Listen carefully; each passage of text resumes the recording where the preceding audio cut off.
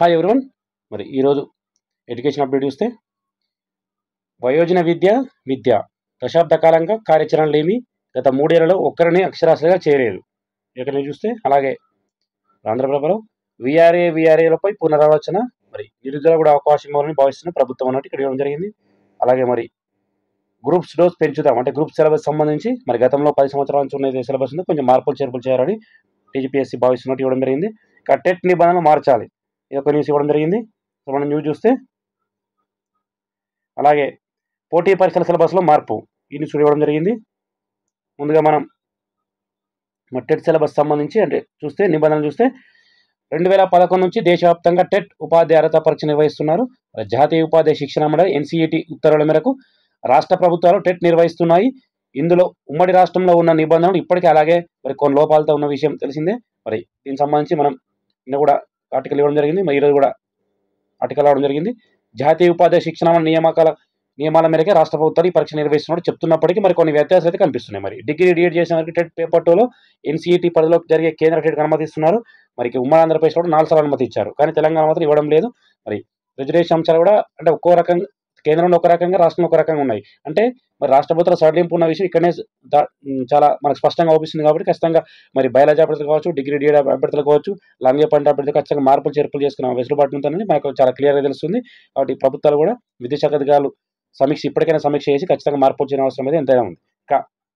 TET paper 2లో biology అభ్యర్థులకు, maths అభ్యర్థులకు వేరువేరు ప్రశ్నలు ఇవ్వడంతో మరి చాలా మంది అయితే నష్టపోతున్న విషయం ఇక్కడ చాలా క్లారిటీ ఇవ్వడం జరుగుతుంది. మరి టెట్ పేపర్ 2లో బయాలజీ అభ్యర్థులకు, మ్యాథ్స్ అభ్యర్థులకు వేరువేరు పరీక్ష నిర్వహించాలి. బయో అభ్యర్థులకు గణితశాస్త్రం ప్రశ్నలు తెలియక వేలాది మంది తీవ్రంగా నష్టపోతున్నారు. స్కూల్ అసిస్టెంట్ టీచర్ పోస్టులో బయాలజీ, మ్యాథ్స్, ఫిజికల్ సైన్స్ వేరువేరు పరీక్ష నిర్వహిస్తున్నప్పుడు మరి టెట్లో మాత్రం మ్యాథ్స్, సైన్స్ కలిపి నిర్వహించడం ఏం న్యాయం? ఆయా భాషా పండితులకు వారి సబ్జెక్టులను టెట్ నిర్వహించాలి. ఇక స్పెషల్ ఎడ్యుకేషన్ అభ్యర్థులకు ప్రత్యేక టెట్ నిర్వహించాలి.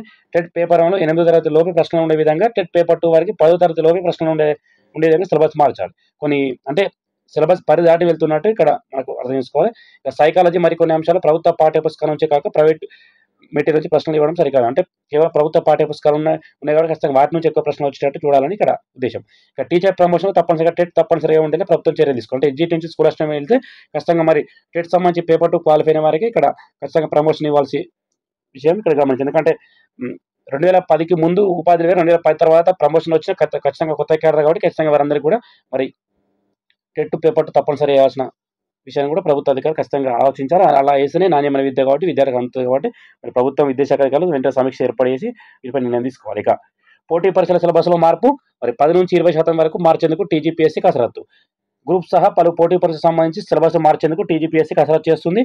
అయితే పూర్తి స్థాయిలో కాకుండా కొన్ని అంశాలను సిలబస్ నుంచి తొలగించినట్టు అధికార వర్గాల ద్వారా తెలిసింది. ఎందుకంటే మరి 2015లో మరి ప్రొఫెసర్ ఆరగోపాల్ నేతృత్వంలో 15 మంది 25 మంది విషయ నిపుణుల కమిటీ దాని ప్రకారం ఇప్పుడు ప్రస్తుతం ఉన్న అన్ని పరీక్షలు కూడా జరుగుతున్నాయి. అంటే టీజీపీఎస్సీ ఆధ్వర్యంలో జరుగుతున్న పరీక్షలు కాబట్టి ఖచ్చితంగా కొన్ని ఆంధ్ర సిలబస్ ఇతరత్ర అంశాలు కూడా అవసరమైన సిలబస్ తీసేసి మరి తెలంగాణ అంశాలు జోడించాల్సిన అవసరం అయితే ఎంతైనా ఉందంటే ఇక్కడ మరి పాలక మండలి సమావేశం, ఉన్నత విద్యాశాఖ మండలి అందరితో సమావేశం అవుతున్నారు. మరి ఇంటర్వ్యూ గ్రూప్ 1 గ్రూప్ 2లో ఇంటర్వ్యూ నేపథ్యం ఇవన్నీ కూడా అంశాలు చర్చిస్తున్నారు.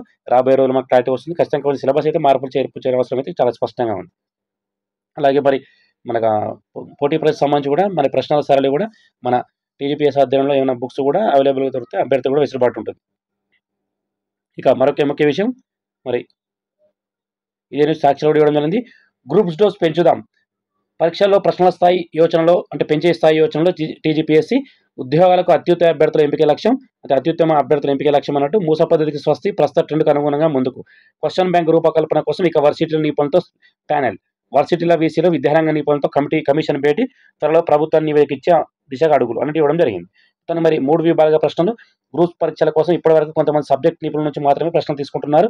ఇకపై ఇందుకోసం వర్సిటీలో కొంతమంది నిపుణులతో ప్యానెల్ ఏర్పాటు చేసి ఆలోచనలో ఉన్నారు. మరి కమిషన్ పరీక్ష నిర్వహించే ముందు సిలబస్ ఏ అధ్యాయాలు ఉండాలనే అంశాన్ని నిర్ణయిస్తారు. సాధారణ, మధ్యస్థం, కఠినం అనే 3 విభాగ ప్రశ్నలు రూపొందించి భావిస్తున్నట్టు ఇవ్వడం జరిగింది.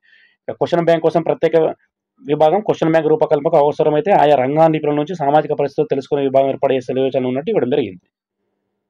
ఇక ఏఐ థింకింగ్కు ప్రాధాన్యం, మిగతా అంశాలు అయితే అంటే నార్మల్ రావడం జరిగింది. ఖచ్చితంగా సిలబస్ అయితే కొంచెం మార్పులు చేర్పులు చేయాల్సిన అవసరం అయితే ఉన్నట్టు ఇవ్వడం జరిగింది. అలాగే ఖచ్చితంగా ప్రభుత్వాన్ని కూడా ఒక ప్రతిపాదన నిరుద్యోగుల నుంచి గ్రూప్ 1 గ్రూప్ 2 గ్రూప్ 3 గ్రూప్ 4లో కామన్ సిలబస్ కాకుండా ఖచ్చితంగా జనరల్ స్టడీస్ అనేది కామన్గా ఉంటుంది. అలాగే మరి గ్రూప్ 4 కూడా సిలబస్ మార్చిన అవసరం ఎంత ఉంది. ఇంకా గ్రూప్ 4లో మనకు ఉన్న జూనియర్ స్టూడెంట్లో ఎక్కువ మరి మ్యాథ్స్ బ్యాక్గ్రౌండ్ వారికి ఎక్కువ అవకాశాలు వస్తున్నాయి. గ్రూప్ 4 సంబంధించి పేపర్ 2 సంబంధించిన 150 మార్కులు అనేది మరి ఇంగ్లీష్ బ్యాక్గ్రౌండ్ అలాగే మ్యాథ్స్ సంబంధించి రీజనింగ్ ఎబిలిటీ మిగతా మొత్తం కాకుండా ఖచ్చితంగా ఆ పేపర్ కూడా మార్చాల్సిన అవసరం ఎంతే ఉంది. ఎందుకంటే కొంచెం మ్యాథ్స్ వాళ్ళకి బెనిఫిట్ అవుతుంది. అలాగే ఎందుకంటే ఎంటెక్, బీటెక్ చేసిన వారికి కొంచెం బెనిఫిట్ అవుతుంది. అలాగే మరొక ముఖ్య విషయం మరి అన్ని సబ్జెక్ట్‌లో కూడా అంటే అన్ని ఎగ్జామ్‌లో కూడా మరి హయ్యర్ క్యాడర్ నుంచి లోయర్ క్యాడర్ వరకు కూడా గ్రూప్ 1 సంబంధించి గ్రూప్ 1, గ్రూప్ 2, గ్రూప్ 3, గ్రూప్ 4లో మరి జనరల్ స్టడీస్ అనేది కొంచెం మార్చాల్సిన అవసరం ఉంది. ఎందుకంటే అన్ని పరిస్థితి ఏమైతే ఒకే జాబ్ వచ్చిన వారికి మళ్ళీ 2, 3 రకాల జాబ్‌లు చూసే వాళ్ళని మనం గ్రూప్ 2, గ్రూప్ 3, గ్రూప్ 4 వచ్చిన వాళ్ళకి గ్రూప్ 1 రావడం ఇలా కాకుండా మరి కొంచెం వీటిని కొంచెం అడ్డుకట్ట వేయాలంటే మాత్రం ఖచ్చితంగా సిలబస్ మార్పులు చేస్తేనే ప్రతి ఎగ్జామ్ వేరు సిలబస్ ఉంటేనే వేరు ప్రిపేర్ అవ్వాలి. ఒకటే ఉండడం వల్ల మరి వచ్చిన వారికి పదే జాబుల్లో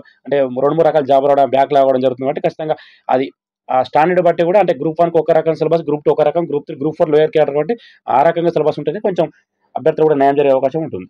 ఇక మరొక ముఖ్య విషయం మరి వీఆర్ఏలపై పునరాలోచన అంటే ఇంకా ఇది ఫైనల్ కాలేదు. ప్రతి రోజు కూడా ఇవి వస్తూనే ఉన్నాయి. ఎందుకంటే ప్రస్తుతం మన 9,000 వీఆర్ఓలు 10,954 మంది మరి గ్రామ పరిపాలన అధికారులు ఒక 5,000-6,000 మంది పాత వీఆర్ఓలు తీసుకుంటే మరి మిగతా పోస్ట్ సంబంధించి మన నిరుద్యోగులకు అవకాశం అన్నట్టు ఇక్కడ భావిస్తున్నట్టు ఇవ్వడం జరిగింది. ఇక ఫైనల్ కాదు. ఖచ్చితంగా మరి నిరుద్యోగులకు లాభం జరిగే నిర్ణయంగా ప్రభుత్వం నిర్ణయం తీసుకుంటే బాగుంటుంది. ఇక మరి వయోజన విద్య ఉమ్మడి ఏపీ పునర్విభజన నాటి నుంచి తెలంగాణలో అక్షరాస్యత పెంచారు. వయోజన విద్యా విభాగం ఒక్క కార్యక్రమం కూడా చేపట్టలేదు. 2011 జనాభా లెక్కల ప్రకారం 66.40% అక్షరాస్యతతో దేశంలో తెలంగాణ 32వ స్థానంలో ఉంది. అయినా అక్షరాస్యత పెంపు ఇలాంటి కార్యాచరణ చేపట్టడం గమనార్హం. గత 3 ఏళ్లలో ఒక్కరిని అక్షరాస్యత తీర్చింది. అంటే మనకు గతంలో ఉన్న మరి వయోజన విద్యా సాక్షర భారత్ ద్వారా మరి ఖచ్చితంగా నిరక్షరాస్యతను అక్షరాస్యతగా తీర్చిదిద్దే అవసరం అయితే ఎంతైనా ఉన్నట్టు. అప్పట్లో సాక్షర భారత్ 2010-11 నుంచి 17-18 వరకు సాక్షర భారత్ పేరిట కార్యక్రమాలు చేపట్టారన్నట్టు. ఖచ్చితంగా ఇది కూడా మరి అధికారులు చొరవ తీసుకొని వీటికి ఈ ముందడుగు వేసే యోచనలో అక్షరాస్యత పెంచాల్సిన అవసరం ఉన్నట్టు ఇక్కడ ఇవ్వడం జరిగింది. మొత్తానికి ఇది అప్డేట్. మరి ప్రస్తుతం అయితే టెట్ అప్లికేషన్ ప్రక్రియ కొనసాగుతుంది. మరి 5,000-6,000 వరకు అప్లికేషన్ రావడం జరిగింది. మరి అభ్యర్థులందరూ మరి ఎయిట్ ఆప్షన్కి అవసరం లేకుండానే ఖచ్చితంగా టెట్ అభ్యర్థులు అందరూ అప్లై చేసుకోవాలి. ఖచ్చితంగా ఎయిట్ ఆప్షన్ కూడా ఇచ్చారు. చిన్న మిస్టేక్స్ ఉంటే మరి ఏప్రిల్ 20 నుంచి మే 3 వరకు ఎయిట్ ఆప్షన్ ఇచ్చారు. అభ్యర్థులందరూ అప్లై చేసుకొని మనం తగ్గట్టు ప్రిపేర్ అయ్యి టెట్లో ఎక్కువ మార్కులు సాధించే విధంగా అభ్యర్థులు అందరూ ప్రిపేర్ కావాల్సిందిగా మనం కూడా కోరడం జరుగుతుంది. ఇక డిఎస్ సంబంధించి ఇప్పటివరకు ఎలాంటి అప్డేట్ లేదు. మరి ప్రస్తుతం అయితే ప్రభుత్వం 2-3 రోజులు విద్యాశాఖ అంటే అన్ని శాఖలు సమీక్ష చేస్తున్నామని ఇంతవరకు అయితే సమీక్ష కాలేదు. మరి విద్యాశాఖ కూడా ఖచ్చితంగా లెక్కలు తీసుకొని 10,000 వరకు అయితే డిఎస్సి పోస్టులు ఉండే విధంగా అధికారులు కూడా ప్రభుత్వానికి నివేదిస్తే బాగుంటుందని మనం కూడా కోరడం జరుగుతుంది. సో ఇది friends latest update. Thank you.